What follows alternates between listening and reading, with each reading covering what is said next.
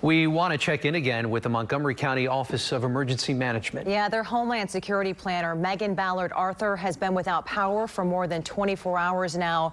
She is joining us live on the phone. Megan, good morning. Just checking in to see how you and folks in Montgomery County are doing now 36 hours after the start of this inclement weather. How are things?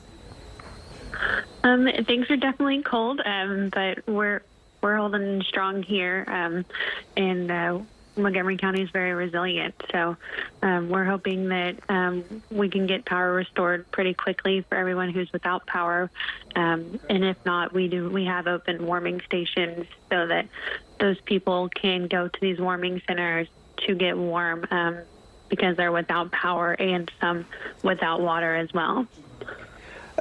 Earlier, we spoke with Galveston County Judge Mark Henry about the outages down in Galveston County and the frustration that continues to mount among residents there who are trying to keep themselves and their families warm.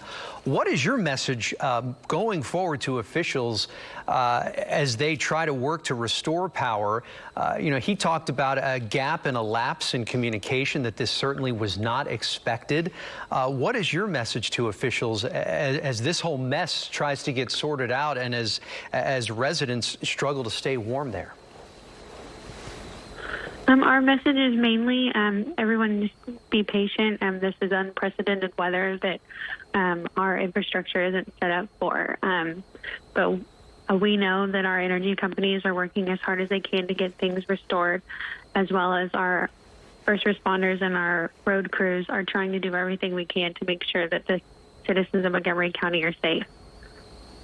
And as folks try to stay warm up there, certainly we've been covering these tragic events throughout the morning. We've covered deadly house fires. There have been several issues with carbon monoxide incidents, families being overtaken by carbon monoxide. What is your advice to residents who are, really at their wits' end at this point? They just want to fulfill that basic need of just staying warm. Certainly, some folks have been taking risky measures, but there are ways that you can safely make sure that you're providing heat for your family. So what would you suggest to those folks?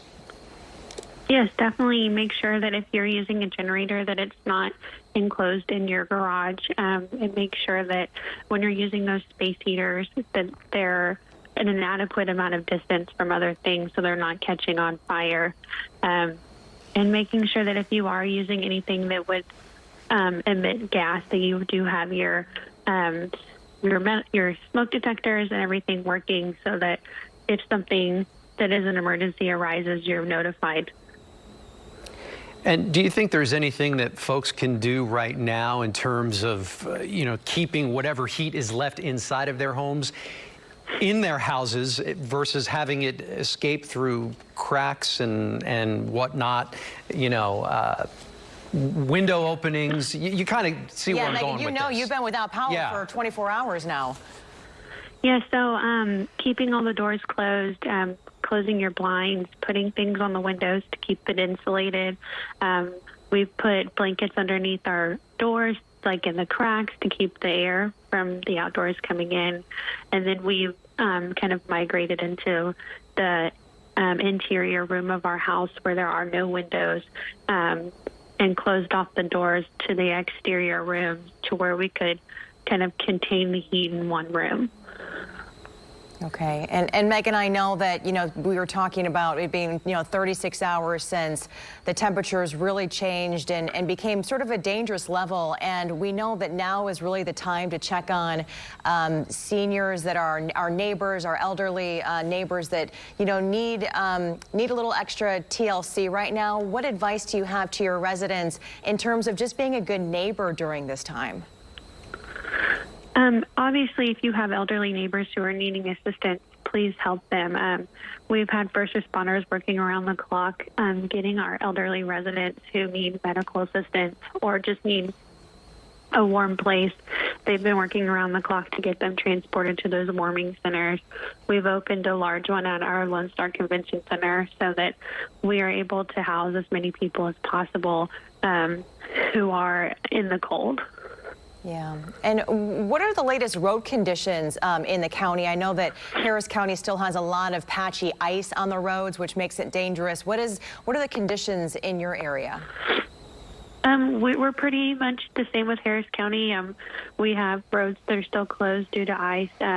We're hoping that a lot of this ice will melt today now that the sun came out.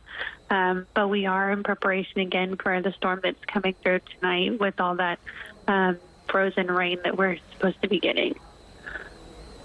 Okay, well, Megan, we certainly appreciate you calling in, and we're sending our best to folks in Montgomery County, staying warm during these tough times. And yeah, we just appreciate your time this morning. Stay safe.